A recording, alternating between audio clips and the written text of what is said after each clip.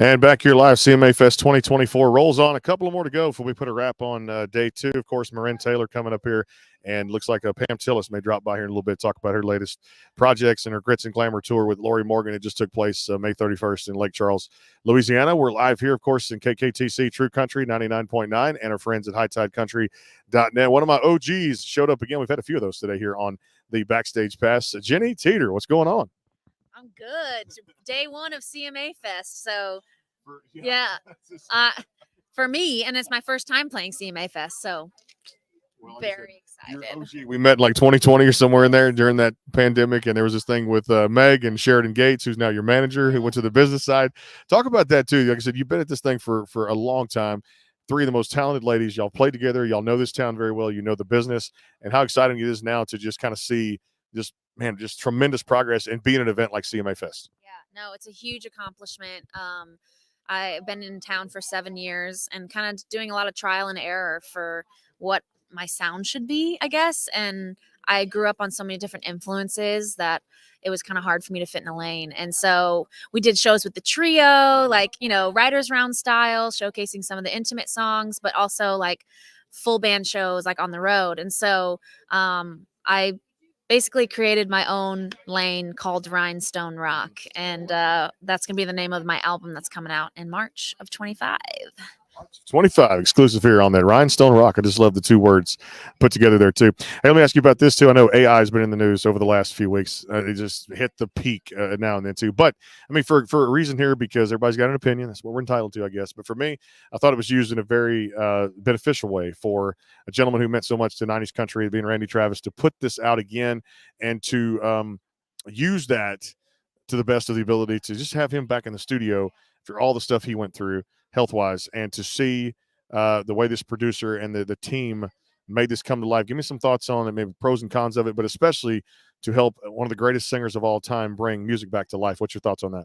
Honestly, I thought that was the coolest thing, especially given the circumstances that he was in. Like, he can't sing. So there are pros and cons to AI. I was definitely part of like the whole press conference in Nashville, where, I mean, the other side of it, on the con side of people using AI to recreate your voice when it's not the artist, like, hasn't given permission. Definitely don't agree with that. But Randy Travis's like story, 100%, like, that is so cool. Like, it brought me to tears seeing what that could do. And everybody, I mean, just watching that story unfold, I didn't even realize like how important that would mean to someone who has lost their voice. So I think that was a really cool thing.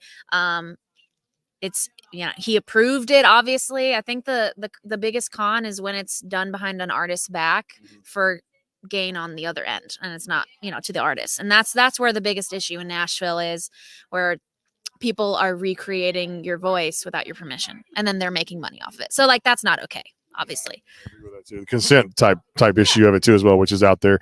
Let me ask you about this too. The 90s country sound making a little bit of a comeback from guys like Randall King and Zach Top, and kind of doing their thing out there. And there's others too as well who are kind of putting their spin on it too. And you're really revitalizing what was that decade that I say often imitated but never duplicated. I don't know if you can ever duplicate that particular era of late 80s, 90s power for 10, 15 years. But staying true to who you are as an artist, how important is that? Oh, it's extremely important. That's honestly my biggest mission. And that's why I came up with Rhinestone Rock, because I feel like the industry tries to put you into a box or a lane. Like, what are you? What genre are you? And I'm like, well, I'm multiple. Honestly, like, I'm not full country, like, but I also love classic rock and like Fleetwood Mac, and like those vibes are in my songs. I love blues. And so being true to yourself is a big theme on this album and a lot of my songs, of just be yourself. Like, there's no reason that you need to try and be somebody else. And that's kind of what I'm running with. Rhinestone Rock. I love Rhinestone Rock, and you bring up some of that classic rock here in a few weeks. You got to tune in. Scott Holt from Foghat right here on the show. That's going to be Slow Ride, Take It Easy. About Foghat. Literally, I Just Want to Make Love to You, and I love both versions, Etta and Foghat. But that's funny. That's cool. Scott Holt, Foghat, coming up here in just a few weeks too as well. Next phase for you, or halfway through 2024. I can't believe I'm saying that. It's crazy. I feel like we just began the year. Most exciting things you're looking forward to, and just kind of forecast the next year, maybe 1 to 5 years, some hopes and things you want to accomplish. So the biggest thing right now is this album. I've been working on it for the last year, so we've kind of taken our time with it. Just financially, it's hard to just do it all at once. So as an independent artist, but the album has kind of taken over my life in a good way. So we're releasing a lot of music this year.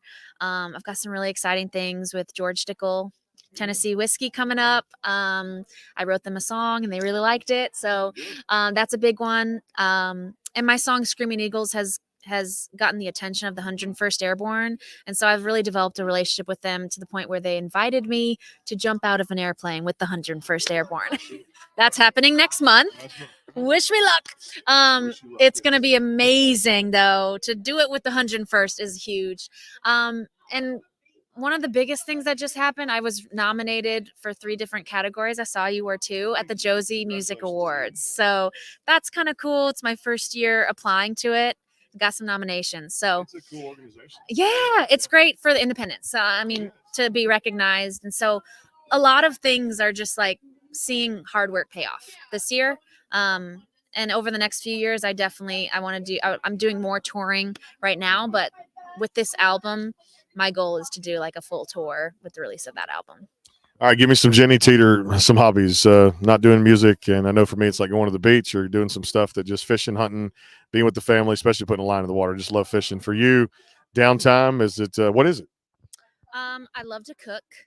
My dad definitely got me into that. Huge cook. I love making all kinds of different recipes and finding them online and trying different TikTok recipes, whatever. But otherwise, I really just honestly like getting out and going on walks and going, enjoying the nature when it's a nice day. Love going to the pool in the summer. Love going to the pool. And just traveling, honestly, outside of music. Like it's easy to just get stuck in your I'm on tour and I'm doing it, but I'd like to like travel when it's not, work as well. So we got a couple trips lined up to see some family and just go to the beach this year with no shows, just relaxing at the beach. So very excited about that. I have to be reminded from my great co-host here that me time is as important as work time. But I try to. It is. It's so important, and it's very easy for like a creative, especially artists and musicians who are just like, well, maybe I can book a show and make money on the trip. It's like we need to make time for ourselves. We are really bad about that. So I'm the worst at that. She knows that too as well. Anybody knows me in the music industry, I'm worse. I'm just bad about that too, but I got to make it happen now too at the same time. Sheridan Gates, just a tremendous lady. Love her so much. Hope we get to see her in a little bit. I know she's impacted your career in so many ways, and you got a great lady helping you out with a lot of different things out there too. Hey, appreciate you being with us, and have a great rest of your CMA Fest week, and keep me posted on everything else. Absolutely, I will. Thanks for having me. It's good to connect with you again. Good to connect to. Rhinestone Rock coming out 2025. She's working hard on that too as well, and a whole lot more you'll be hearing from this lady, Jenny Teeter, out there too. I guess 2 more to go, something like that too, coming up here in a little bit. I know Marin Taylor could come by, and listen. I think Pam Tillis may come by too as well. That's pretty cool too. So. Really? All right. So we're it's full circle, no doubt about it too here. CMA Fest 2024 rolls on here again. HighTideCountry.net and our friends at KKTC. True Country 99.9, at least coming back here in a little bit too as well. Stay tuned. A lot more coming up.